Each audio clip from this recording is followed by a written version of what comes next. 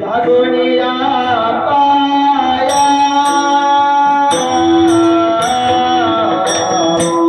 लागोनिया पाया जगारिया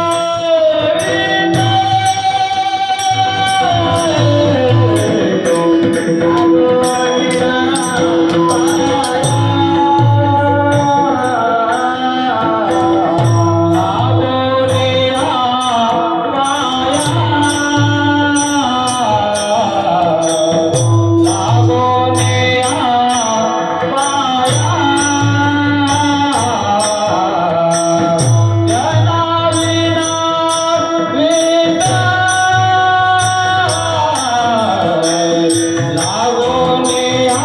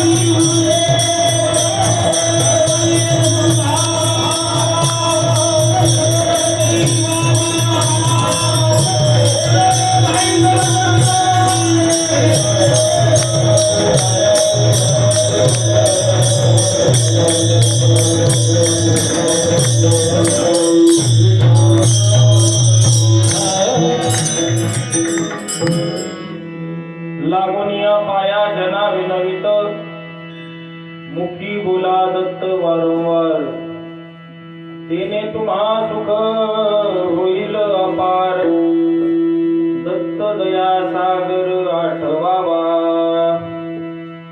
प्रिया पुत्र धन गुंतशी पामरा प्रिया पुत्र धन गुंतशी पामरा तेने तू अघोरा पावशील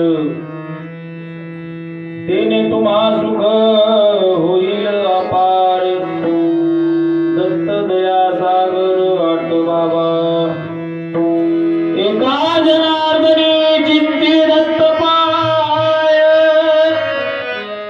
एका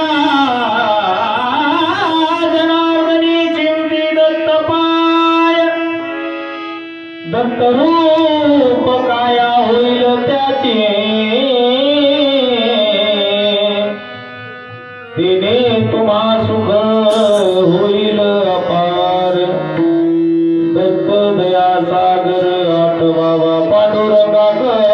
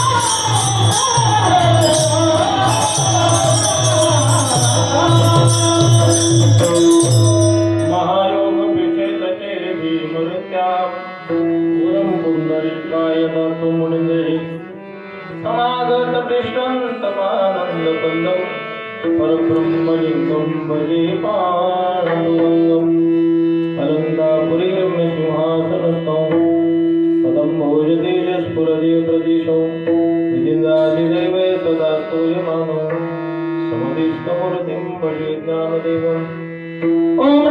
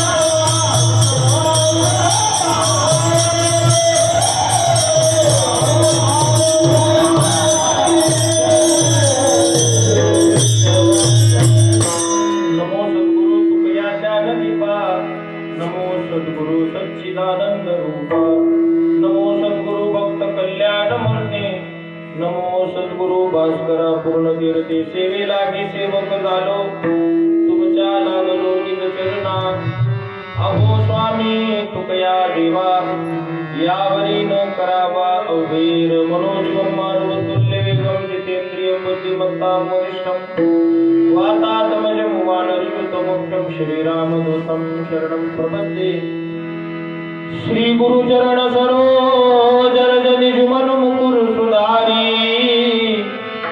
बरनौ रघुवर विमल जसो जोदायक पदुचारी बुद्धिहीन तनु जानिके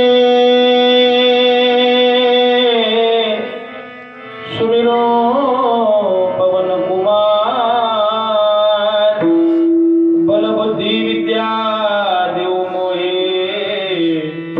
हरो कलेश विकार जय हनुमान ज्ञान गुण सागर जय कपीस तिहु लोक उजागर रामदूत तुलित बलिदामा अंजनी पुत्र पवन सुत नामा कैलास राणा शिवचंद्र मौळी पवित्र माता मुकुटी जडाळी कारुण्य सिंधू भवदुःखहारी सुदवीन शंभो मज कोण तारी कर्पूरवरं करुणावतारं संसार सारं भुजगेन्द्रारं सदा वसन्तं हृदयारविन्दे भवं भवानी श्रीकं नमामि नमो नमाजे गुरुराय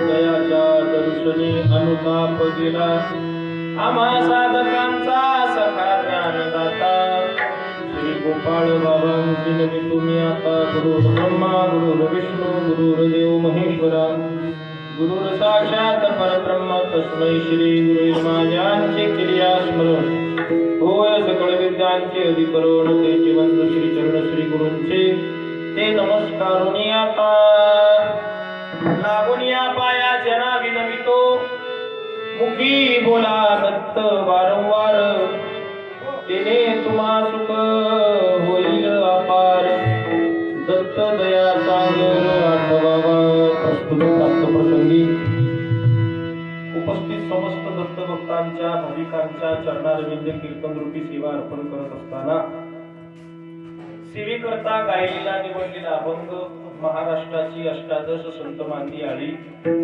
आणि त्या संत मांदियाळीमध्ये शांती ब्रह्म नावाची उपाधी ज्यांना प्राप्त झाली पंढरीश भगवान परमात्मा त्यांच्या घरी गडी म्हणून पाणी भरायचं काम करत होता पैठण निवासी श्री गुरु एकनाथ महाराज यांचा चार चरणाचा उत्कृष्ट असा उपदेशपर प्रकरणातला आणि दत्त नामाच्या उच्चारानं दत्त नामाच्या कीर्तनानं किंवा दत्ताच्या स्मरणानं आपल्याला होणारी फलश्रुती आणि त्या फलश्रुती करता का होईना आपण दत्ताच्या नामाचा उच्चार करावा ही एकमेव अपेक्षा मनामध्ये ठेवून एकनाथ महाराज या अभंगाची रचना करतात सर्वप्रथम आपल्या सर्व उपाध्या बाजूला ठेवून एकनाथ महाराज तुमच्या आमच्या समोर नतमस्तक होतात खरं तर आपली तेवढी पात्रता नाही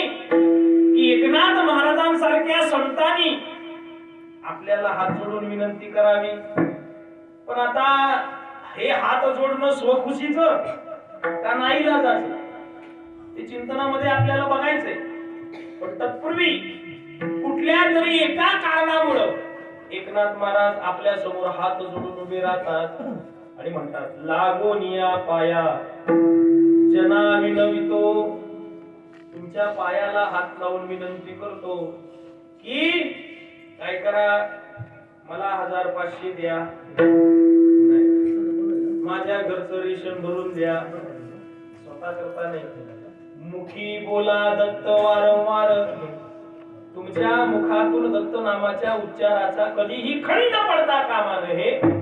अखंडित अविरत असा दत्त नामाचा उच्चार तुमच्याकडून व्हावा अशी अपेक्षा किंबहुना वजा विनंती एकनाथ महाराज आपल्याला करतात. लागून या पाया जना विनवितो, मुखी बोला दत्त वारंवार. एखादा म्हणला, महाराज ठीक आहे, तुम्ही एवढा हात जोडून सांगताय, आम्ही करू, पण केल्यावर आमचा फायदा काय हो? फायद्याशिवाय माणूस पाऊल तरी उचलतो का? फायदा काय सांगा?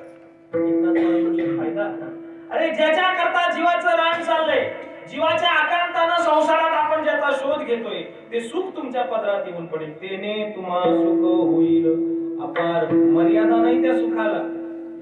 संसारातलं मिळणारं सुख संपणार आहे, पण कधीही न संपणारं असं सुख तुम्हाला प्राप्त होईल. फक्त काय करायचंय? जो दयेचा सागर आहे, जो सगळ्यांवरती करुणेचा वरद हस्त ठेवून आहे, तो दत्तात्रय भगवान परमात्मा. दत्त दया सागर आठवावा. एखादा म्हणेल, महाराज एवढं अखंडित नामस्मरण करायला वेळ कुणाला? आमचं घरदार आहे, बायका मुलं आहेत, संसार आहे, प्रपंच वाढवलेला आहे, आणि तिथं सुद्धा थोडं लक्ष द्यावं लागतं ना. एकनाथ महाराज म्हणतात, लक्ष देणे वेगळं आणि गुंतून राहणं वेगळे. तुम्ही फक्त नावापुरतं जर संसारात असाल, वरपिंगी जर संसारामध्ये तुमची भूमिका असेल तर ठीक आहे, पण याच्यात जर गुंतला, प्रिया पुत्र धन गुंतशी पामरा, अंतेने तू अघोरा पावशील. अघोर अशा नरक यातनेमध्ये तुम्हाला भिडावं लागेल, भोगावं लागेल. म्हणून काय करा, दत्त दया सागर आठवावा. कशा करता? तेने तुम्हा सुख होईल अपार. दत्त दया सागर आठवावा. आणि त्या दत्त नामाच्या चिंतनानं तुम्हालाही कळणार नाही, ही फलश्रुती जी पदरात पडेल. 4 प्रकारच्या मुक्त्या आहेत: समीपता, सलोकता, सायुज्यता आणि स्वरूपता. ही स्वरूपता नावाची मुक्ती म्हणजे काय?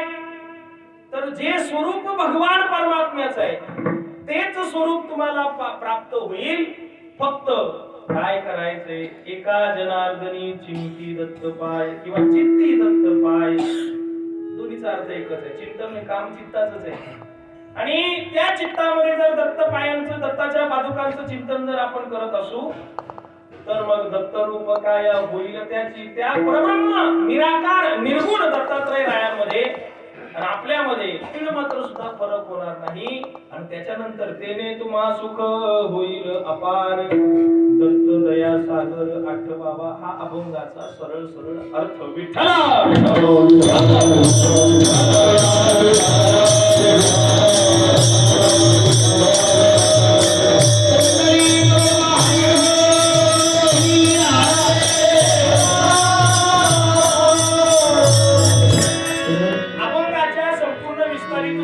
चिंतनाला सुरुवात करण्यात बरोबर 12ला आपल्याला कीर्तनाला पूर्ण विराम द्यायचा आहे.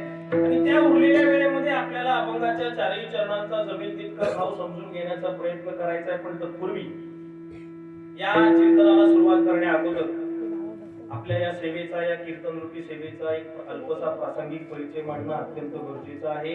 सह्याद्रीच्या कुशीत वसलेलं आपलं खेड तालुक्यातलं दहिवली नावाचं गाव आणि या पुण्यभूमीमध्ये राजेवाडी या परिसरात माझ्या भगवान दत्तात्रय रायांचा भव्य दिव्य पावन आणि अतिशय जागृत असं देवस्थान.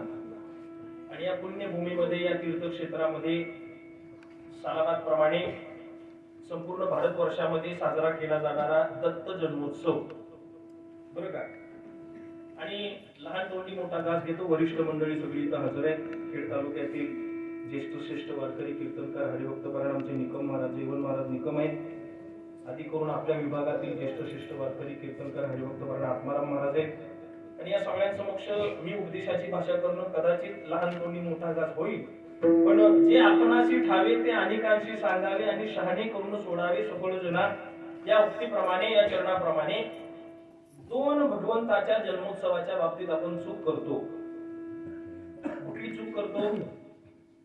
भगवान दत्तात्रयाचा जन्म झाला, दत्तात्रयाचा अवतार झाला म्हणून त्याला जन्मोत्सव म्हणायचं, पण त्याला दत्त जयंती म्हणणं हा चुकीचा वर्णप्रयोग आहे. अशीच एक चूक आपण दुसऱ्या दैवताच्या बाबतीत करतो, हनुमान जयंती म्हणतो. मुळात लक्षात घ्या, जयंती कुणाची? ज्याची पुण्यतिथी त्याची जयंती. पुण्यतिथी कुणाची? जो मरण पावलाय त्याची पुण्यतिथी. मग देवाचा आणि मरणाचा संबंध आहे का? नाही. देव कधीपासून आहे? जेव्हा कोटेच नव्हते काही, चंद्र सूर्य तारा नाही, अवघे शून्याची होते पाही, कानोबा तेरे तेरे तेरे. जेव्हा कुठंच काय नव्हतं ना, तेव्हापासून देव आहे. आणि भविष्यात सगळं संपलं तरी देव राहणार आहे. मग देवाचा पुण्यतिथीचा संबंध येतो का? नाही. मग त्याची पुण्यतिथी नाही, त्याची जयंती कशी काय? राम जन्माला आला, आपण राम जयंती म्हणतो का त्याला? काय म्हणतो आपण? राम नवमी. कृष्ण जन्माला आला, कृष्ण जयंती म्हणतो का? कृष्ण अष्टमी म्हणतो. मग तसं या उत्सवाला भगवान परमात्म्याचा अवतार भगवंतानं धारण केला, पण त्याचा जन्मोत्सव म्हणा, पण त्याला जयंती म्हणू. आणि मग असा संपूर्ण भारतवर्षामध्ये सालाबाद प्रमाणे होणारा हा दत्त जन्मोत्सव आपल्याही गावात, आपल्याही भूमीत अतिशय आनंदाच्या वातावरणात साजरा होतोय. मला वाटतं गेली 9 वर्ष आपण हा उत्सव करतोय. पुढे बहुत करणे आहे. स्वानंद सुखनिवासी तपोनिधी हरिभक्त पारायण वैकुंठवासी ज्ञानेश्वर महाराज मोरे माऊली, त्याचप्रमाणे संपूर्ण कोकण विभागाचे पारमार्थिक भाग्यविधाते गुरुवर्य हरिभक्त पारायण दादा महाराज मोरे माऊली यांच्या मार्गदर्शनातून, यांच्या नेतृत्वातून आपला हा उत्सव चालू आहे. आणि मला वाटतं दादा महाराजांची कृपा आहे, त्याच्यामुळे आपल्या या उत्सवाला धक्का नाही. परवा आमच्या तालुक्याच्या सप्ताहाच्या पहिल्या दिवशी दादा महाराजांची हजेरी होती आणि त्यांना एक 4 गोष्टी मार्गदर्शन करण्याकरता जेव्हा माईक मिळाला तेव्हा त्यांनी फार सुंदर वाक्य म्हटलं.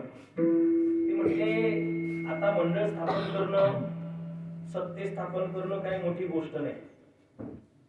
पहिल्या वर्षी सप्ताचा मंडळाचा नारळ फुटतो. दादा महाराजांचं वाक्य. पहिल्या दिवशी सप्ताचा मंडळाचा नारळ फुटतो आणि 1-2 वर्षांनी मंडळच फुटतो.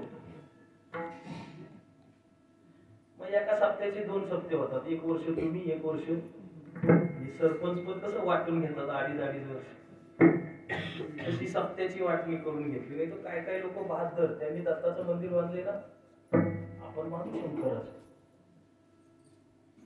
एकाच एक वरचढ करण्याचा प्रयत्न करतात. पण एवढ्या महात्म्याचे पुण्याशीर्वाद असताना आपल्या या उत्सवाला कोणत्याही प्रकारचा धक्का नाही. आणि अशा या पावन व्यासपीठावरती, पावन जागृत देवस्थानावरती एक छोटीशी सेवा प्रदान करण्याचं भाग्य मला प्राप्त झालं. आणि मग या समस्त ग्रामस्थांच्या वतीनं मग जी कोणी निर्णय करते मंडळी असतील, मग अध्यक्ष असतील, उपाध्यक्ष असतील, सर्व कार्यकारिणीच्या आदेशावरून आमचे परम मित्र अगदी कॉलेज पासून नवभारतला असल्यापासून ज्यांच्याशी आमचे घनिष्ठ मैत्री संबंध, आमचे मित्र, आमचे नमित दादा उतेकर, आणि गेल्या वर्षी सुद्धा त्यांची इच्छा होती की एक कीर्तन माझं म्हणण्यापेक्षा एक चिंतन भगवंताचं इथं माझ्या करवी व्हावं. पण गेल्या वर्षी काही साध्य झालं नाही. या वर्षी त्यांनी पुन्हा फोन केला, म्हटलं गेल्या वर्षी जमलं नाही, या वर्षी काही करून यावंच लागेल. पण संध्याकाळच्या तारखेचं आधीच बुकिंग झालेलं. ते म्हटले काही नाही, आमच्याकडे सकाळी सुद्धा एक कीर्तन असतं, मग ते तुम्ही करा. आणि मग हे प्रेम, हा जिव्हाळा आणि त्याच करवी तुम्हा सगळ्यांचं दर्शन आज मला घडतंय.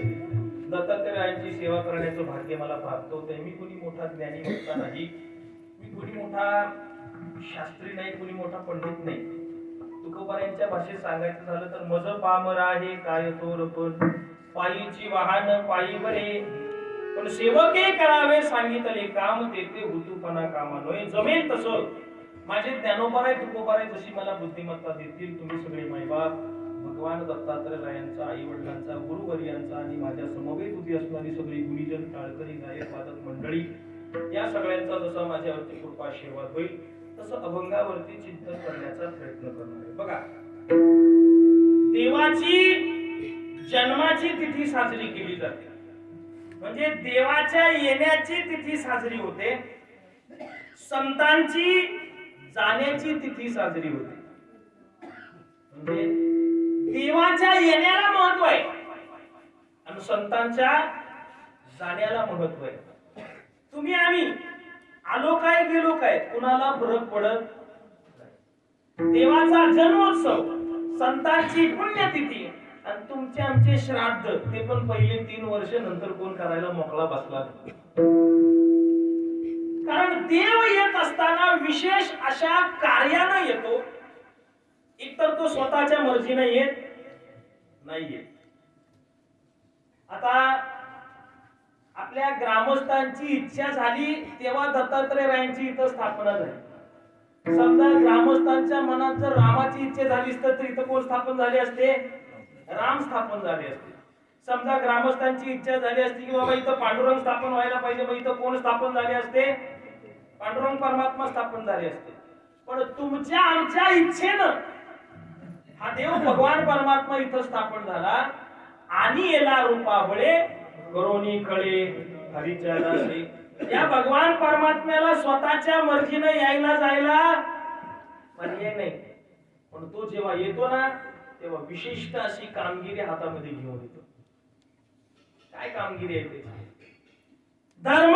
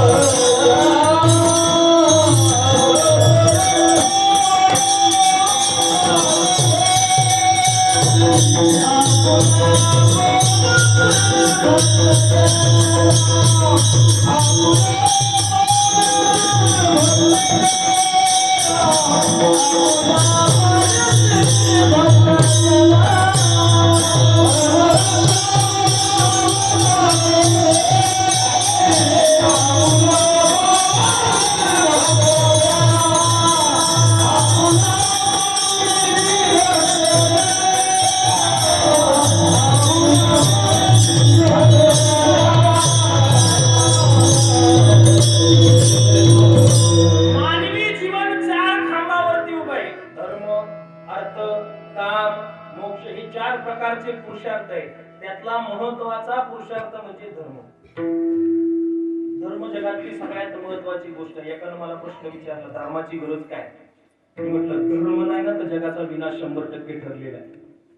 मी त्याला माझ्या अधिकाराच्या बाहेर जाऊन समजावण्याचा प्रयत्न केला. म्हटलं अरे आपल्या समोर 3 स्त्रिया उभ्या आहेत. एक आपली आई आहे, एक आपली पत्नी आहे आणि एक आपली बहीण आहे. आपण आपल्या पत्नीकडे ज्या दृष्टिकोनातून बघतो त्या दृष्टिकोनातून कधी आई आणि बहिणीकडे बघतो का? का नाही बघत? कोणी अडवले? अडवणारा, आम्हाला दृष्टी देणारा, आमची दृष्टी सोज्वळ करणारा एकमेव गोष्ट एकमेव भाग असा आहे त्याला ना म्हणतात धर्म. धर्माची सोपी व्याख्या ज्ञानोबारायांनी सांगितली. येथ वडील जे जे करती तया नाम धर्म असे ठेविती ये रजे आरुष्टती सामान्य सकळ. धर्म धर्म म्हणजे काय? आज आपण हा वसा पूर्वजांनी आणून दिलेला पुढे चालवतोय. आपल्या गुरुवर्यांनी हातामध्ये दिलेली जबाबदारी आपण पुढे नेण्याचा प्रयत्न करतोय. हा सुद्धा धर्माचा भाग आहे ना. आज ठीक आहे 1 दिवसाचा उत्सव आम्ही करतोय पण तो मनापासून करतोय याला जास्त महत्व आहे. नाहीतर बऱ्याच ठिकाणी आम्ही उत्सव सुरू होताना पण बघितले आणि सुरू झालेले उत्सव बंद होताना सुद्धा. मी नेहमी सांगत असतो, परमार्थ सुरुवातीला जेवढा सोपा वाटतो तेवढा पुढं सोपा नाही ना. संसाराचं पण तसंच आहे. संसार सुरुवातीला गोड वाटतो. तरुणपणामध्ये नवरा बायको एकमेकांकडे ज्या प्रेमानं बघतात, लग्नानंतर म्हातारपणी त्या प्रेमानं बघतात का? मुळात एकमेकांकडे बघतात तरी का? आणि बघितलं तर धड बघतात का? हा तिच्याकडे लाल डोळे करून बघतो, ती याच्याकडे लाल डोळे करून. एकाच गावतात 3 तास काम करतात कापायचं, पण एकमेकांशी एक अक्षर बोलत नाही. संसारातली नंतरची परिस्थिती. आपल्या संत मादियातले एक संत लग्नाच्या बोगल्यावर उभे राहिले होते, पण लग्नविधी पूर्ण व्हायच्या आधीच त्यांनी तिथून पळ काढला. का? कारण त्यांनी त्या बामणाच्या मुखात नाही ऐकलं, शुभमंगल सावधान. हे सावधान कुठे आहे माहितीये का? आता बराचसा वर्ग ड्रायव्हिंग करणारा असं गाडी चालवतो, आपण रस्त्यावरती प्रवास करतो आणि प्रवास करत असताना ठिकठिकाणी आपल्याला बोर्ड दिसतं. समजा पुढे एखादा वळण असेल अपघाती, तर आधी बोर्डावर सूचना आहे, सावधान, पुढे अपघाती वळण आहे, सावधान, पुढे दरड कोसळण्याची शक्यता आहे, सावधान, पुढे शाळा आहे. म्हणजे जिथं जिथं पुढे धोका आहे तिथं तिथं आधी सावधान आहे. आणि संसार तर धोक्यांनी भरलेलाच रस्ता आहे. माझ्या पदार्थ सांगत नाही, बहिणाबाई गोड वर्णन करतात, म्हणतात, अरे संसार संसार जसा तवा चुल्यावर, आधी हाताला चटके मग मिळते भाकर. अरे संसार संसार जसा कप बशीच घर, जसा कप बशीच घर, बशी बशी आरामशीर कप फिरे घर. विषय आला म्हणून सांगतो बरं का. संसारातला कप पुरुष आहे आणि संसारातली बशी ही जोडी आहे. दोघांना नावं दिलीत कामामुळं. कपाचं काम काय? महिला मंडळ, तुम्ही सांगा तुमच्या तोंडाने. घरातली साखर संपली, उसणी आणायची शेजारणी करून, कशात आणताय? तिथं बशी चालते का? तिथं काय लागतं? फक्त कप. म्हणजे घरातली कमतरता भरून काढायचं काम कुणाचं आहे? कपाचं आहे. साखर संपली, आणा. चापाडू संपली, आणा. सिलेंडर संपला, आणा. माणूस मेला तरी आणा संपत नाही. पण खऱ्या अर्थानं एवढी मोठी जबाबदारी पेलणारा हा कप, त्या कपाची जास्त हाल आहे. आता मी पण त्या कपाच्या कॅटेगरीत आहे म्हणून सांगतो. सांगा, तुमच्या घरी मांडणी आहे, त्या मांडणीत बशी ठेवायला जागा आहे? बघा, ती बशी एकदा त्या जागेवर ठेवली की ती हलत नाही, डुलत नाही, इकडून धक्का नाही, तिकडून धक्का नाही, दोन्ही बाजूनी शेप. सासरी भांडली तर माहेरी, माहेरी भांडली तर सासरी. बरोबर ना?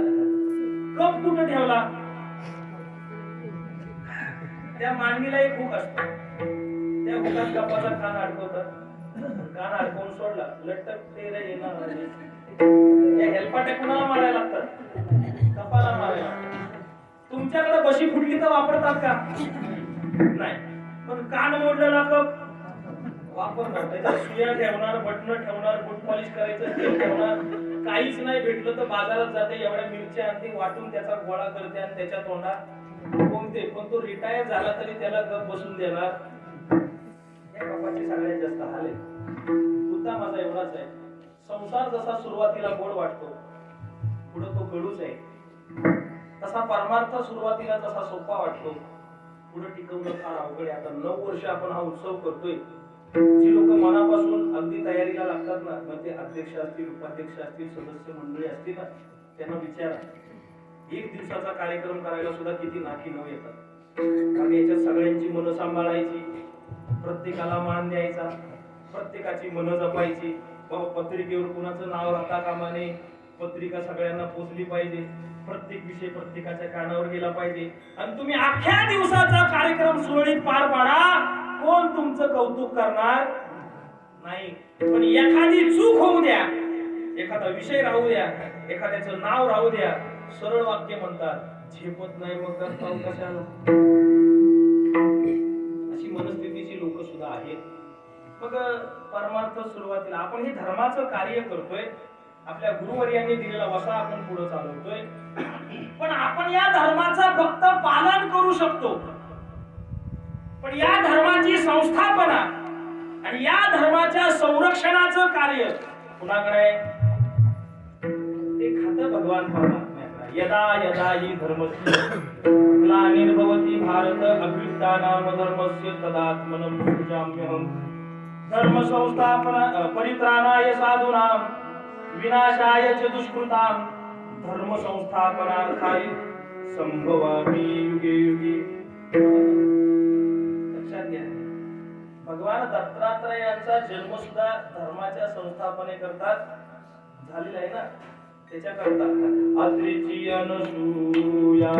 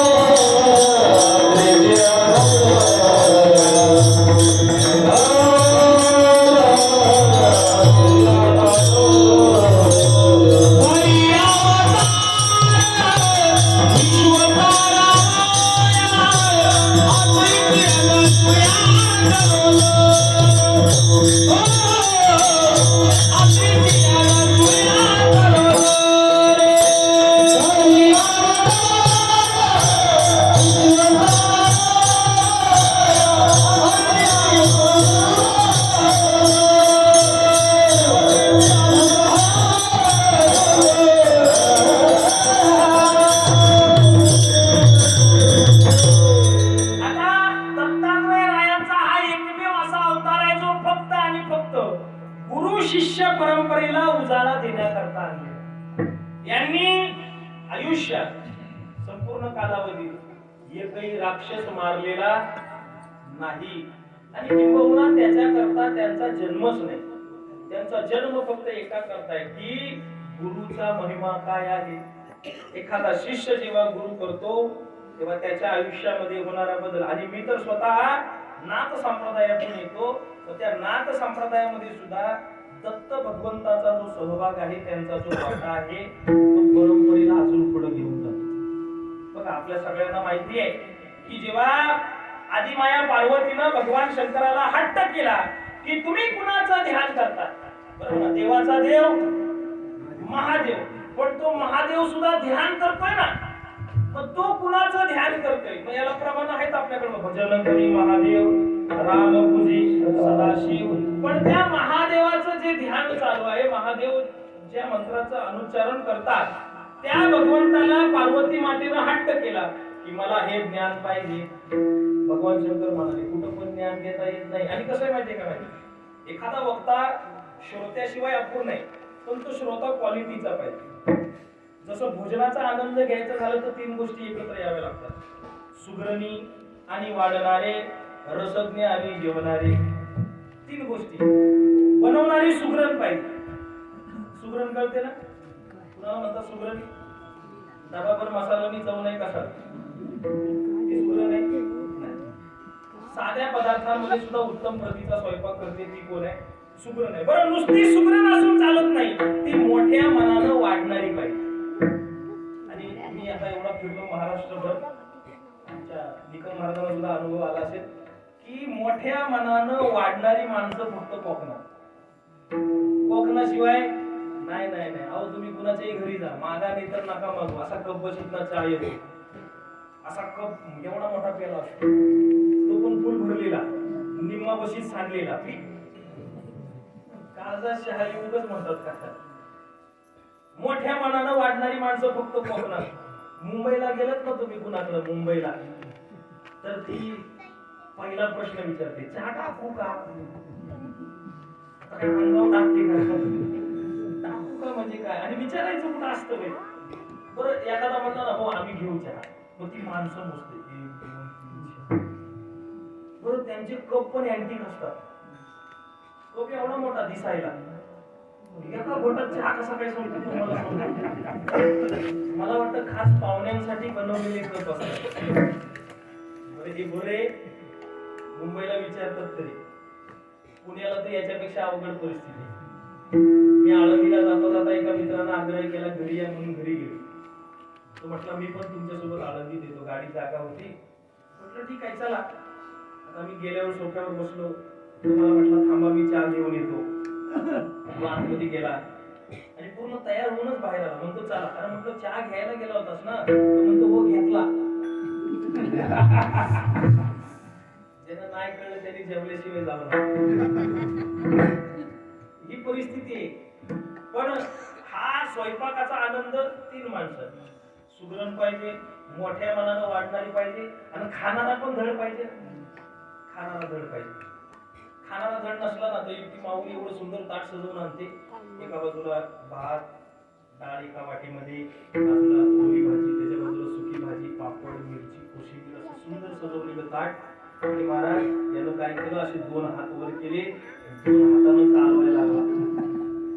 तिला बरं वाटलं असेल तर भोजनाचा आनंद 3 गोष्टीतून, कीर्तनाचा आनंद सुद्धा 3 गोष्टीतून येतो. एक सांगणारा नीट पाहिजे, मग तो आता नीट ऐकायला येते तुम्ही ठरवा कीर्तन.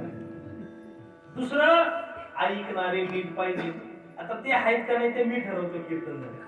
आणि दोघांमधला विषय सुद्धा परमार्थाचा पाहिजे. दोघांमधला विषय सुद्धा एकमेकांशी संबंधित पाहिजे. ऐकणारा नीट नसला तर सांगणाऱ्याला, प्रमोद महाराज जगतापांचं वाक्य आहे, ऐकणारे कान चांगले मिळाले तर सांगणारा दान चांगलं टाकत असतो. लक्षात घ्या. हे तर उगाच माना हलवणाऱ्यांवर माझा विश्वास नाही. आम्ही आपलं कीर्तन त्या माना हलवणाऱ्यांकडे बघून करतो आणि कीर्तन संपल्यावर आम्हाला कळतं त्याला ऐकायलाच येत नाही. काय एवढं कीर्तन करून फायदा झाला का? आता 2 दिवसापूर्वी एका ग्रंथाची जयंती साजरी झाली. कुठली? गीता जयंती. जगात भागवत जयंती ऐकली का कधी? ज्ञानेश्वरी जयंती साजरी होते का कधी? कुठल्या पुराणाची जयंती ऐकली? कुठल्या उपनिषदाची जयंती? पण गीता हा एकमेव असा ग्रंथ आहे ज्याची जयंती साजरी केली जाते. का? कारण हा ग्रंथ परिपूर्ण ग्रंथ मानला जातो. कशामुळं? इथं सांगणारा अधिकारी आहे, ऐकणारा अधिकारी आहे आणि विषय सुद्धा भक्कम आहे. सांगणारा अधिकारी का? कृष्ण वंदे जगद्गुरु. जगामध्ये जगद्गुरु 2 झाले, 3 झाले, माफ करा. जगद्गुरु शंकराचार्य, जगद्गुरु कृष्ण आणि जगद्गुरु तुकाराम महाराज. त्यापैकी कृष्ण या जगद्गुरुचा उपदेश म्हणजे गीता आहे. बरोबर ना? स्वमुखी आपण सांगितो श्री विष्णू श्री गीता हा प्रश्न अर्जुनेसी. अर्जुन अधिकारी आहे. विचार करा, देवानं एवढे सगळे नातेवाईक जवळ होते. जेन संगे पिता वसुदेवासी, जेन संगे माता देवकीशी, जेन संगे बंधू बळीभद्राशी, ते भुय्या अर्जुनेशी बोलतो. म्हणजे अर्जुन हा उत्तम श्रोता होता म्हणून अर्जुनाला देवानं ते ज्ञान दिलं. आणि विषय गीतेचा आहे, जे थोरच आहे ना. म्हणून या 3 विषयाचं एकत्रीकरण म्हणून गीतेची जयंती साजरी होते. मग तसं शंकराने विचार केला की ठीक आहे, पार्वती अधिकारी आहे, मी तिला ज्ञान देणार आहे, पण ही जागा योग्य नाही. मग देवानं पार्वती मातेला क्षीर सिंधूची या पैलतिरी, शक्तीची या कर्णकुहरी आणि बोलिले त्रिपुरारी नेनो कैते. भगवंतानं गुपचूप पार्वती मातेच्या कानात ते ज्ञान सांगितलं. पण पार्वती मातेला झोप लागली आणि ती झोप लागल्यानंतर ती जे ज्ञान होतं पार्वती मातेला तर मिळालं नाही. पण तिथं मत्स्याच्या गर्भामध्ये मच्छिंद्रनाथ होते, त्यांनी तो घेतला. पण हा डायरेक्ट अनुग्रह नव्हता. परंपरा सुरू झाली, पण पद्धतशीर अनुग्रह मिळाला पाहिजे ना.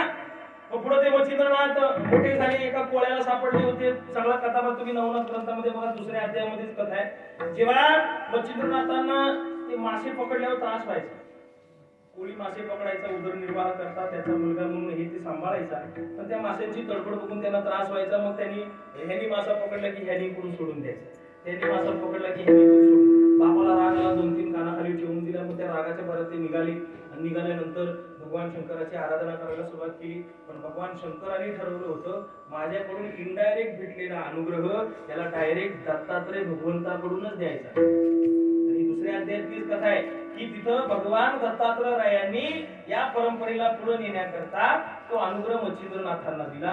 मग पुढे मग ती शाबरी विद्या सगळी संपन्न झाली. मग पुढे गहिनीनाथ, मच्छिंद्रनाथ, गहिनीनाथ, गोरक्षनाथ ही सगळी परंपरा पुढे चालू झाली. पण जसं आदिनाथ गुरु सकळ सिद्धांचा, पण त्यात प्रमुख वाटा भगवान दत्तात्रयायांचा सुद्धा आहे. दत्त संप्रदायाची परंपरा वेगळी आहे. आज ज्यांचा अभंग आपण घेतला ते एकनाथ महाराज दत्तात्रय परंपरातलेच आहेत. दत्तात्रयांची परंपरा काय? दत्तात्रय परंपरा सहस्त्रार्जुन यदु दुसरा, बरोबर ना?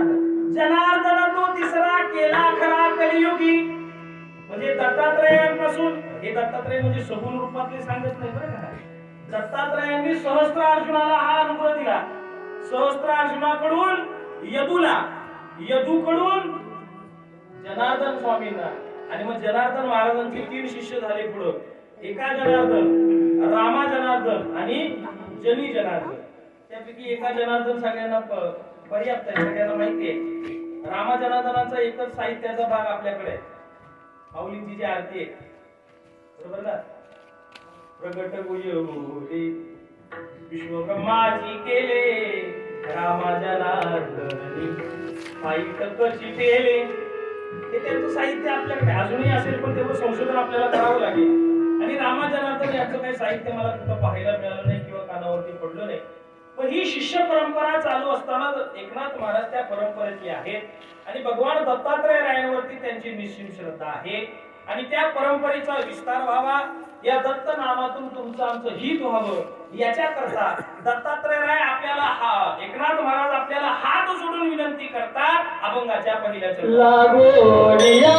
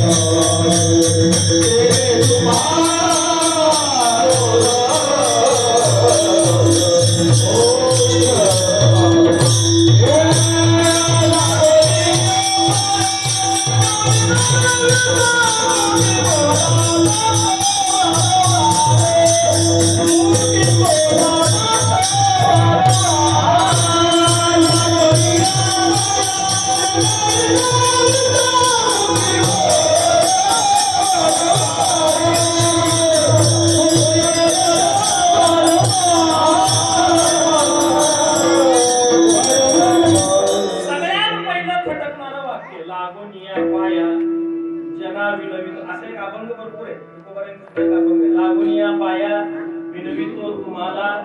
खरं सांगा एकनाथ महाराजांचा अधिकार काय आहे? आता उपदेश करताना म्हणजे अधिकारी आहेत ना, पण उपदेशाचा अधिकार कुणाला आहे?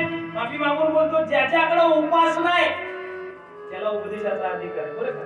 म्हणजे तास दीड तास कीर्तन झालं माझं, कीर्तन संपल्यानंतर माझ्या कीर्तनातल्या चुका सांगायचा अधिकार कुणाला आहे?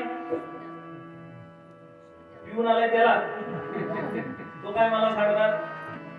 वरिष्ठ मंडळी आहेत माग, निकम महाराज आहे, बरोबर ना, आपले आत्माराम महाराज आहे, यांनी सांगावं काय चुका झाल्या, का त्यांची उपासना आहे. आणि ज्याच्याकडे उपासना आहे त्याला उपदेशाचा अधिकार. आता कोणही उठतोय आणि उपदेश करतोय. आम्हाला लय मेसेज येतो. आता तुकोबारांचे एक अभंग आहे, जेथे कीर्तन करावे तेथे अन्न सेवावे. मी त्याला रिप्लाय करतो, हो मी नाही जेवत, नाही जेवत. काही लोक म्हणतात पाकिट घ्यायचं नाही. कोणी म्हणावं? ज्यांनी आयुष्यभर पाकिट न घेता कीर्तन केली ना त्यांनी म्हणावं, बरोबर ना. 1-2% कमिशन घेतो हा, त्यातला खालून पैसे घेतो हा, आणि याचा महाराजाच्या पाकिटावर डोळा. बरं मी पण पाकिट घेत नाही बरं का, पैसे काढतो आणि पाकिट परत देतो. ऐका, हा उपदेश करण्याचा अधिकार कोणाला आहे? जो फिरलाय त्याला कळतं गाडीचा खर्च काय आहे, दिवस पूर्ण जातो त्याचा खर्च काय आहे. लक्षात घ्या, आज या क्षेत्रामध्ये माझं सांगत नाही, नाही तर म्हणाला हा आपलं सांगतोय. त्या क्षेत्रात अशी माणसं आहेत त्यांच्याकडं कीर्तना व्यतिरिक्त दिवसाला 10,000 हजार रुपये कमवण्याची संधी आहे. पण ते 10,000 रुपये एका दिवसाकरता बाजूला ठेवून लोक समाजाला काहीतरी दान देता यावं, काहीतरी सेवा करता यावं म्हणून कीर्तन क्षेत्रात आहेत. त्यांनी काय करावं? लक्षात घ्या, आज कीर्तन करायचं म्हटलं तर ग्रंथ संपदा खरेदी करावी लागते. लोक म्हणतात इन्व्हेस्टमेंट काय आहे? एखादा आळंदीत राहणारा विद्यार्थी आहे, त्याला विचारा, 4 वर्ष स्वतःच्या आयुष्यातले आळंदीत 24 तास खर्च करतोय. आई वडिलांचा त्याग आहे, घरापासून लांब राहायचंय. तारुणपणात जी लोक करतात ना, तारुण्यात जी मौज मजा होते लोकांकडून, त्या सगळ्या गोष्टीचा त्याग करून 4 वर्ष 5 वर्ष आळंदी सारख्या तीर्थक्षेत्रामध्ये साधना करणं साधी गोष्ट नाही. त्या खर्च केलेल्या वेळेचा कुठेतरी काहीतरी उपयोग व्हावा का नाही? कसं आहे माहितीये का, मी तर म्हणतो बाकी कुठल्या गोष्टीसाठी तुम्ही मानधन घेऊ नका, पण एका गोष्टीसाठी मात्र प्रत्येक कीर्तनकारानं प्रवास खर्च का होईना पण घेतला पाहिजे. का माहितीये का, फुकट मिळालेल्या गोष्टीला किंमत नाही. 50-60 हजार रुपये पाकिट घेणारे महाराज आले ना की त्यांना बसायला गादी, त्यांना दूध, कप, चांदीच्या कपातनं दूध आहे, त्याला पाकिट जास्त आहे. आणि जो फुकट कीर्तन करतोय ना त्याला चटई पण कोण टाकत नाही. तो दिसणारा लांब ना, बुवाला बघतो. विकत तिथं विकत नाही महाराज, लक्षात घ्या. आणि आपल्याकडे कोकणात तर लय मोठी गोड झाली लोकांना, माफी मागून बोलतो. इथं आम्ही वरून घाटावर एखादा महाराज बोलवला त्याला 50,000 पाकिट द्यायला आम्ही तयार आहे. पण इथं आमचे हे गोळे भाविक, एखादा गायक आमच्या पट्ट्यातला असू द्या, आमचा वादक आमच्या पट्ट्यातला असू द्या, त्याला 200 करू, 300 करू. हो द्या ना, आपल्या गावातला कलाकार मोठा होऊ द्या ना महाराज, आपल्या गावातल्या कलाकाराला प्रोत्साहन मिळू द्या. लोक गावातल्याला फाट्या मारतील, बाहेरून आलेल्याची काय उठाठेव असते महाराज. असो, माझा विषय एवढाच होता. उपासना ज्याच्याकडे आहे त्याला अधिकाराचा, त्याला उपदेशाचा अधिकार आहे. नागरांची उपासना काय आहे? साधी गोष्ट आहे का? कावडीनं पाणी जागरी चक्र पाणी वाहे, अनन्य भक्ती भावे निळावंती त्यांचे पाये. ओ वाढू आरती स्वामी एकनाथ महाराजांच्या घरी देव पाणी भरायचं श्रीखंड्या म्हणून नोकर कामाला लागला. एकनाथ महाराजांचा अधिकार कमी असेल का? बरं त्यांना शांती ब्रह्म उपाधी मिळाली का? एवढंच मिळाली का? यवनांगावरी थुंकला प्रसाद देवनी मुक्त केला, एवढी सहिष्णुता, एवढा अधिकार त्या नाथरायांचा. आणि ते नाथराय आपल्या समोर लागोनिया पाया पडते का? पडते का? मुलांना आई बापाच्या पाया पडावं का न पडावं? पडावं. काय त्याच्यात वावगं वाटण्यासारखं काय? पण आई बापाला पोराच्या पाया पडायची वेळ आली तर काहीतरी गडबड आहे का? बायकोनं नवऱ्याच्या पाया पडावं का ना पडावं? आज गुरुवार आहे ना, पडाल ना पाया? खान विषय निघाला. विसरच विचारलं समोर की गुरुवार करणाऱ्यांपैकी किती जणी नवऱ्याच्या पाया पडतात? एकीचा पण हात वर नाही. मी म्हटलं लक्ष्मीची पूजा करतोय ना आपण, लक्ष्मीचं मूळ हे काय आहे? हेतू पाय लक्ष्मीची आहे, दिसी यावी काकुळती. लक्ष्मीने आयुष्यभर देवाचे पाय सोडले नाही, नवऱ्याचे पाय सोडले नाही, आणि तिला पूजणाऱ्या लक्ष्मी नवऱ्याच्या पायाकडे बघत पण नाही. बरं त्यात त्यांचा पण दोष नाही. कीर्तन झाले एक माऊली मला भेटायला आली, म्हटली महाराज फक्त गुरुवारी कशाला, मी तर रोज माझ्या नवऱ्याच्या पाया पडीन, फक्त त्याचा पाय जागेवर पाहिजे. मी पाया पडायला जाणार आणि तो लेझिम खेळत येणार, मानव पाय दिला तर गुरुवार कोण करतो? विचित्र परिस्थिती. बायकोनं नवऱ्याच्या पाया पडावा हा धर्म आहे, पण नवऱ्यानं बायकोच्या पाया पडायची वेळ आली तर अधर्म आहे का नाही? आणि हल्ली पडतात पण पाया. काय आरती पण करतील, आरती जय देवी जय माझी बायको, जे जे सांगशील ते मला बायको, जय देवी जय देवी. मग इथं स्वखुशीनं पाया नाही पडत आहे, इथं नाईलाज आहे.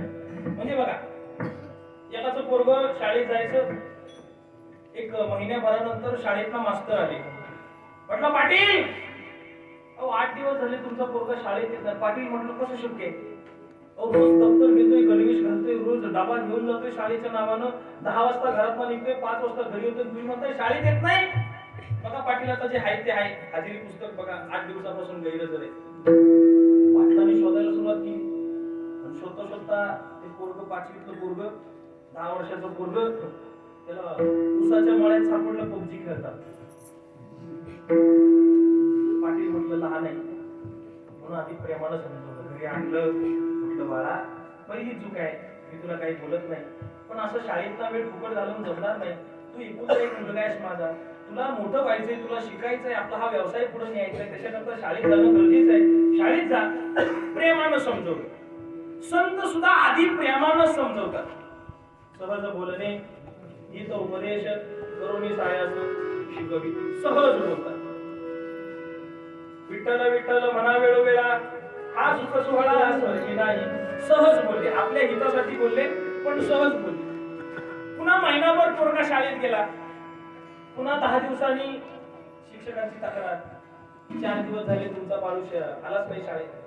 तू म्हटला आता पण तसंच करतोय, गणवेश घालतोय, डबा घेतोय, दप्तर अडकवतोय, शाळेत जातोय, मग शाळेत कुठं जात नाही. मग पुन्हा त्या जुन्या ऊसाच्या मळ्यात बापानं शोधायला सुरुवात केली, पण पोरगा हुशार होता, त्याचा ऊस बदलला. बापानं दुसरी लोकेशन पण शोधून काढली. आता बापाला आला राग. पहिल्यांदा समजवलं होतं प्रेमानं, पण आता बापाला राग आला. तिथं कुंपणाला लावलेला एवढा बांबू काढला बापानं आणि तिथून झोडत झोडत पोराला घरी आला. तर बायाची आग मस्तकात गेली होती. अरे माझा बाप माळकरी, मी माळकरी, आणि माझ्या घरी अशी पैदास कशी काय झाली? त्या नायलॉनच्या दोरीनं खांबाला बांधला पोरगा. पुन्हा 2-3 फटके ओढले. अजून राग अनावर झाला. राग अनावर झाल्यानंतर तिथं आकडीला एक कोयती लावलेली. बापानं ती कोयती काढली. पण तो आता जर शाळा बुडवलीस तर तुझं मुंडकं छाटून टाकीन म्हटलं. 10 वर्षाचं पोरगं मार खाऊन खाऊन शक्ती संपलेली, तरी सुद्धा त्या पोरानं सगळी ताकद एकवटली आणि म्हणला, बाबा नुसतं बोलताय कशाला? उडवून टाका मान माझी, पण मी शाळेत जाणार नाही. म्हणजे नाही. आता बाप आहे महाराज, शेवटी खरंच कोयती घालणार होता का पोरावरती? मुलाच्या मुखातले वाक्य ऐकल्याबरोबर बापाच्या हातातली कोयती खाली पडली. बाप गुडघ्यावर बसला. गुडघ्यावर बसून बाप त्याच्या समोर हात जोडतो आणि म्हणतो, बघ बाबा, माझ्याकडचे पर्याय संपले. मी तुला प्रेमानं सांगितलं, मी मारलं, सोडलं, रागानं सांगितलं, तू ऐकत नाही. आता शेवटचा पर्याय, तुझे हात जोडतो, शाळा बुडवू नको. बाप मुलाच्या पाया पडला. स्वखुशीनं पडला का नाईलाज म्हणून पडला? नाईलाज म्हणून बाप मुलाच्या पाया पडतो. तसं संत सुद्धा प्रेमानं सांगतात. संतांनी रागाने सुद्धा सांगितलंय बरं का, बरोबर ना? नामाविन पशु कशाशी वाढला, अरे सटवीनं मेला कैसा नाही. नामाविन मुख सर्पाचे ते बीड. बऱ्याच गोष्टी आहेत, बऱ्याच गोष्टी मला या व्यासपीठावरती बोलण्याचा अधिकार सुद्धा नाही. तुकोबाई मला किती सांगू तरी नाही कधी टिंब पुढे टिंब रडतील. भरपूर काय काय बोलले, नको नको ती भाषा वापरली रागाच्या भरात. पण रागानं सांगून जेव्हा लोक ऐकत नाही तेव्हा मग संतांकडे शेवटचा पर्याय लागोनिया पाया जना विनवितो मुखी बोला दत्त वारंवार. पण महाराज आम्ही वारंवार दत्ताचं स्मरण केलं तर काय फायदा आहे. अभंगाच्या दुसऱ्या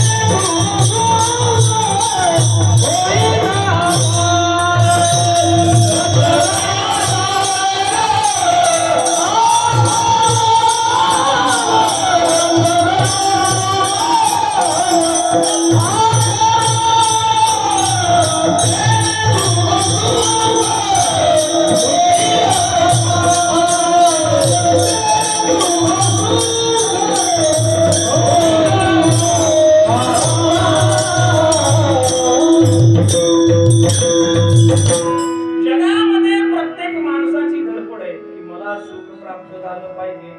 पण सुख मिळालं का हो कोणाला अजूनपर्यंत? हात वर करा आपल्या राजेवाडीत कोण सुखी असेल ते. तर राजेवाडीत नाही, दैवली गावात कोण सुखी आहे का? नाही. खेड तालुक्यात सर्व सुख कोणाकडे आहे? रत्नागिरी जिल्ह्यात, महाराष्ट्रात, भारतात, आशिया खंडात. अहो सोडा, रामदास महाराज म्हणतात जगी सर्व सुखी असा कोण आहे विचारी मनातून शोधून पाहे. अख्ख्या जगात एक माणूस सुखी आहे फक्त निर्लज्ज. बस बाकी अख्खं जग दुःखामध्ये आहे. पण का बरं आम्ही दुःखामध्ये? आम्ही तर असं ऐकलंय की आम्ही भगवंताचा अंश आहे. आम्ही कोण आहे? भगवंताचा अंश आहे. म्हणजे आम्ही देवच आहे ना. देवाचा अंश कोण होतो?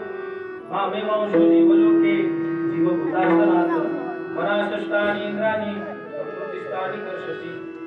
तुम्ही एका सफरचंदाचे 100 तुकडे करा. प्रत्येक तुकडा हा सफरचंदच ना का त्याचा आंबा होतो? नाही. जसे सफरचंदाचे अंश कितीही करा ते सफरचंदच राहतात. आपण देवाचे अंश. आपण कोण?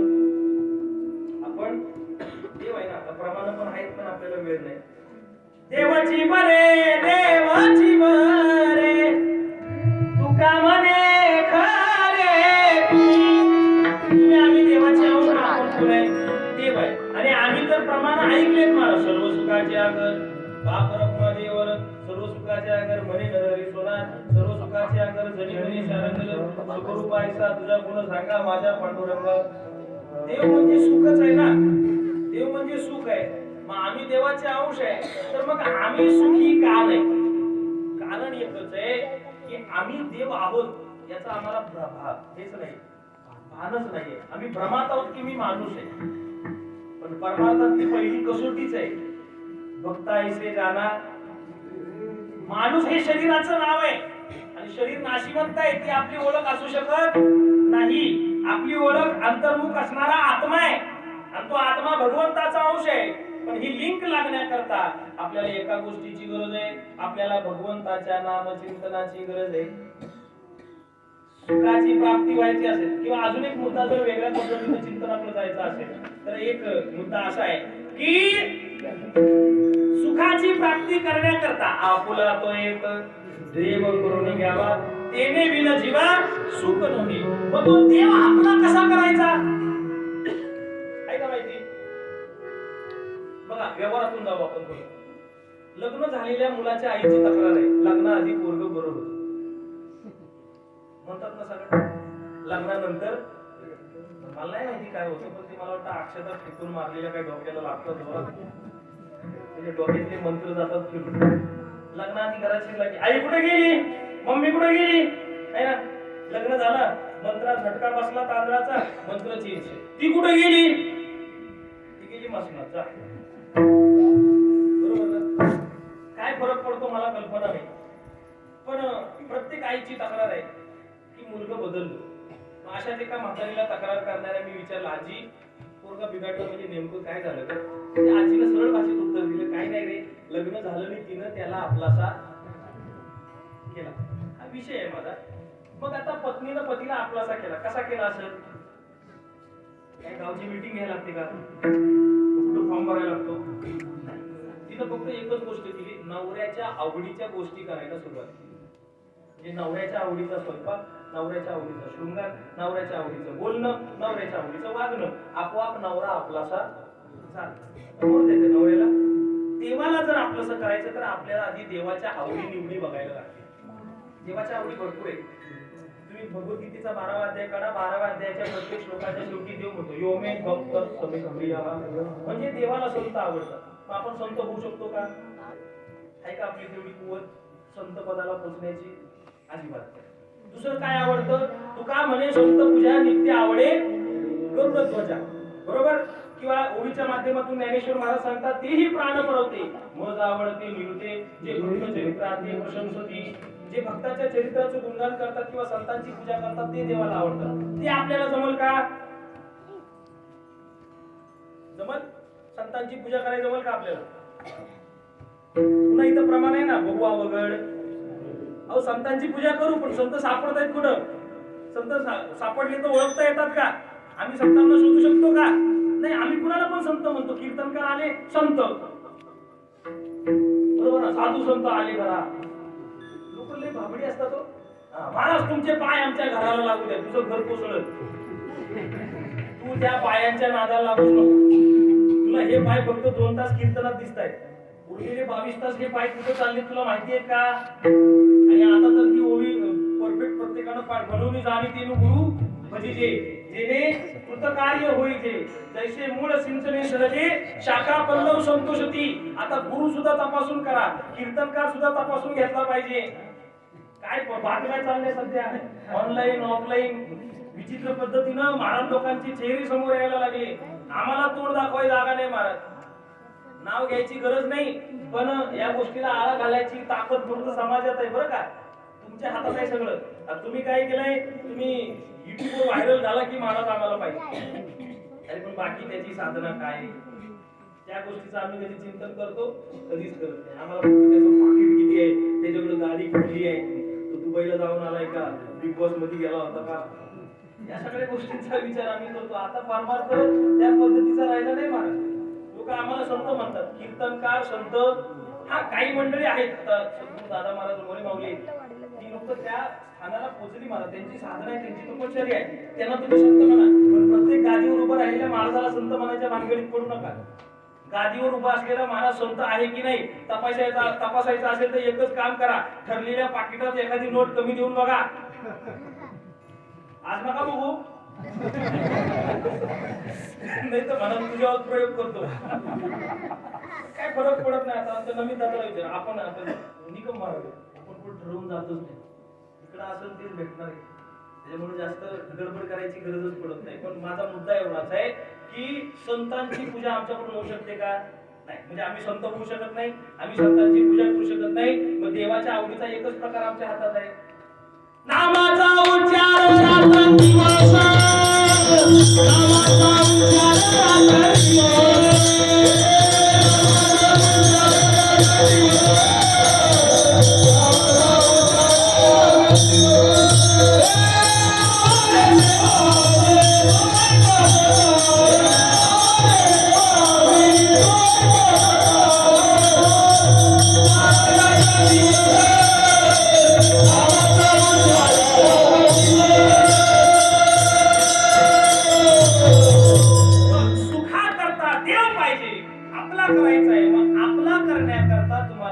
नामाचा उच्चार करावा लागेल त्याने तुम्हा सुख होईल अपार दत्त दया सागर आठवावा.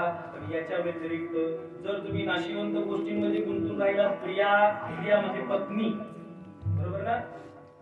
आणि याच्याबद्दल प्रमाण आहे, भाग्य तरी नोहे धनपुत्र दारा निकट वास करा समजाबाई.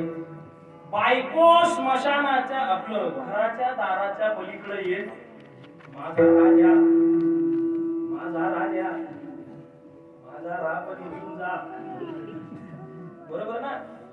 चुकून एखादी स्मशानात येते आणि तिथं जी चिता पेटवली ना, ती अशी धावत जायला बघते त्या चितेवर.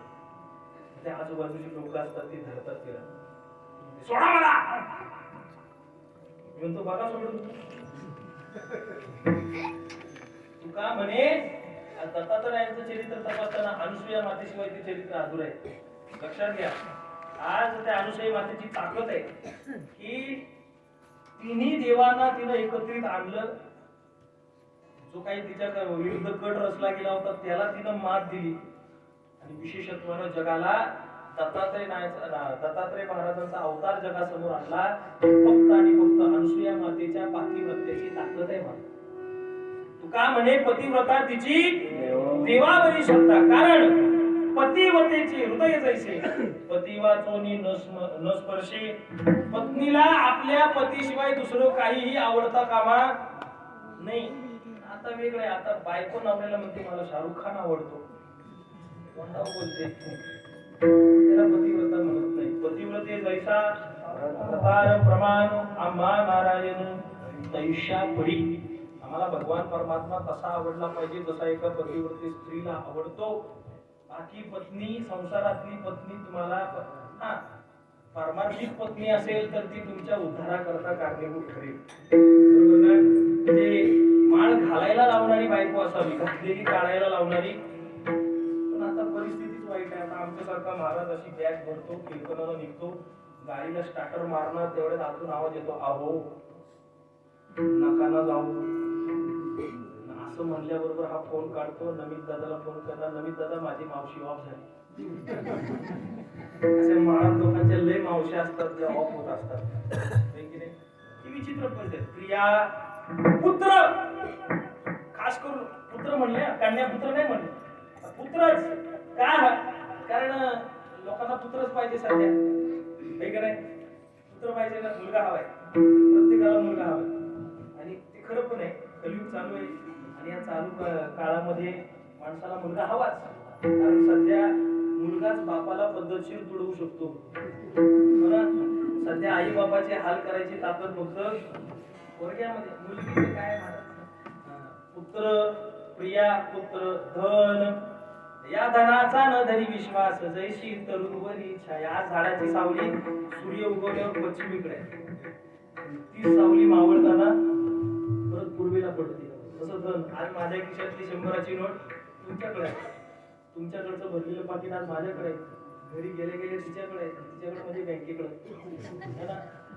लक्षात घ्या, लक्ष्मी चंचल आहे, ती कधी कुठं स्थिर नाही. या गोष्टी, अस्थिर गोष्टींच्या मागे लागून तुम्ही भगवंताला लांब करू नका, नाहीतर अघोतेने तू अघोरा करता बरोबरी दुरावशी दुरी वाची या पुरी वाहवशी. नरक जर टाळायचा असेल, तुम्हाला अधोगती जर टाळायची असेल तर तेने तुम्हा सुख होईल अपार. दत्त दया सागर आठवावा विठोबा.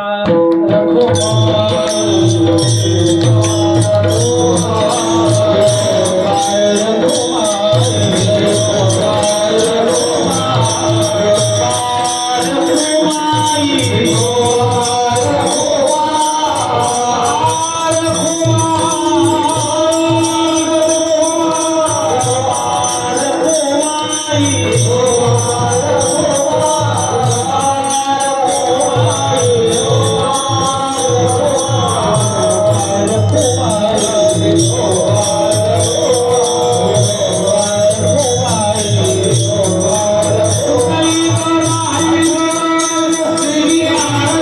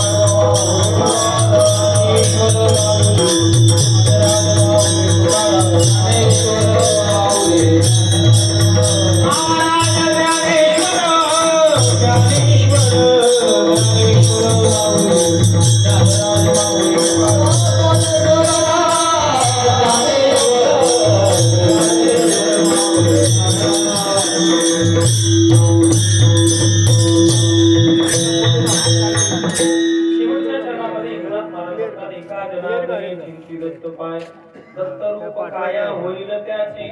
लक्षात घ्या, चित्तामध्ये देव असणं हीच सगळ्यात मोठी पारमार्थिक पर्वणी आहे. कारण तुमचं चित्त परमार्थामध्ये फार महत्वाचं आहे. लक्षात घ्या. आणि तुमच्या चित्तात काय आहे, त्यावरून तुमची कॅटेगरी ठरवली जाते. तुम्हाला एकच रामायणातलं उदाहरण सांगतो. रामायणामध्ये दोन स्त्री आहेत. एक पत्नी रामाची आहे, तिचं नाव सीता, आणि एक पत्नी लक्ष्मणाची आहे, तिचं नाव बोमला. जयदीपची बायको माहिती आहे, पण लक्ष्मणाची बायको उर्मिला. बरोबर. सीता आणि उर्मिला. सीता वनवासात आहे, उर्मिला अयोध्येत आहे. दोघींच्या अवस्थेत फरक बघा किती आहे. सीतेकडं राहायला घर आहे का हो? नाही, पण उर्मिलेकडं आहे. सीतेच्या अंगावर दागिने नाही, पण उर्मिलेकडं आहे. सीतेला खायला पंचपक्वान्न आहेत नाही, पण उर्मिलेकडं आहे. सीतेला झोपाय पलंग आहे नाही, पण उर्मिलेकडं आहे. सीतेला झोपाय गादी आहे नाही, पण उर्मिलेकडं आहे. सीतेकडे मोबाईल आहे नाही, उर्मिलेकडं भूक लागली का? ऐका, म्हणजे दोघींच्या अवस्था स्पष्ट आपल्याला दिसत आहे. याच्यातून आपल्याला सीता सुखात दिसते आणि उर्मिला सुखात दिसते. गोस्वामी तुलसीदासांनी दोघांना प्रश्न विचारला, तुम्ही दोघींनी काय मनस्थितीने आहात, म्हणजे सुखी आहात का दुःखी आहात? त्यावर सीतेचं उत्तर आहे. आधी उर्मिला सांगतो. उर्मिला म्हणते की इथं सगळ्या सुखसोयी आहेत, सगळं आराम आहे, पण राम नाही. आणि जिथं राम नाही तिथं कोण सुखी कसा असू शकतो? अख्खी अयोध्या नगरी दुःखी होती तेव्हा. अख्खी अयोध्या नगरी दुःखी आहे. पण जंगलात राहणारी, डोक्याखाली दगड घेऊन उशी म्हणून झोपणारी सीतामाई, कंदमुळं खाणारी सीतामाई, पालापाचोळा खाणारी सीतामाई काय सांगते तुलसीदासांना की माझ्यासारखी सुखी कोण नाही. कारण दिलं तिनं, श्याम अनुराम चरण अनुरागा अवध सहस समवन प्रियलागा.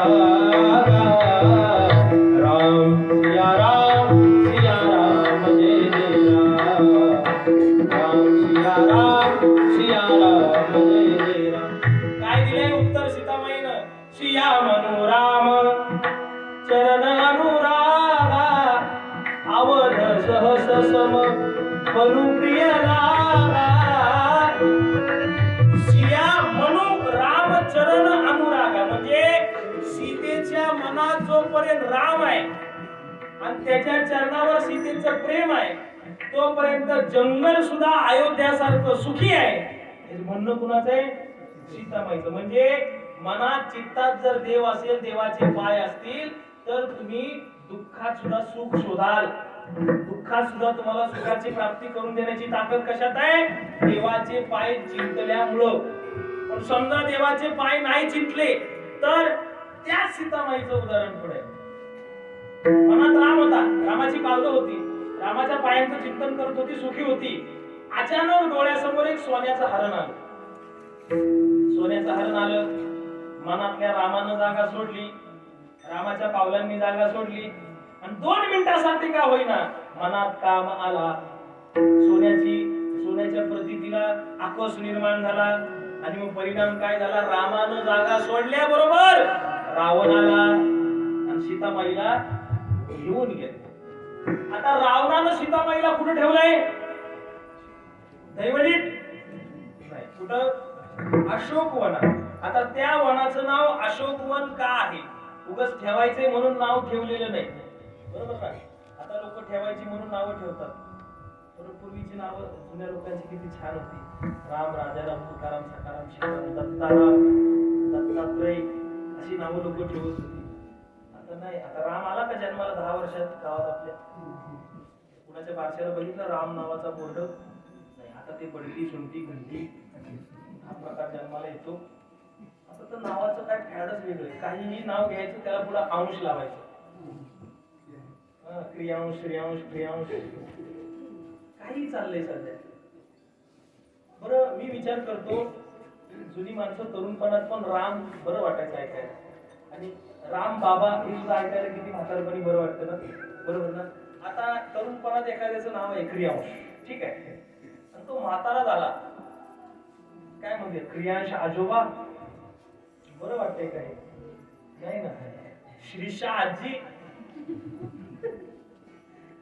ऐकायला बरं वाटतंय नाही. त्या अशोक वनाचं नाव अशोक वन काय, त्या वनात ताकद होती की पाय ठेवल्या ठेवल्या सगळ्या शोकाचा नाश व्हायचा. म्हणजे नाही, शोक म्हणजे दुःख. पाय ठेवल्या ठेवल्या सगळे दुःख संपायची ज्या वनात, त्या वनाचं नाव अशोक वन. पण जंगलात सुखी राहणारी सीता अशोक वनात सुद्धा सुखी आहे, दुःखी आहे ना महाराज. का?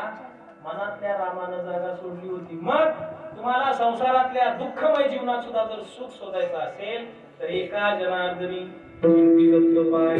मग परिणाम काय? चतुर्भुज नर होऊन ठेले, लक्षात घ्या.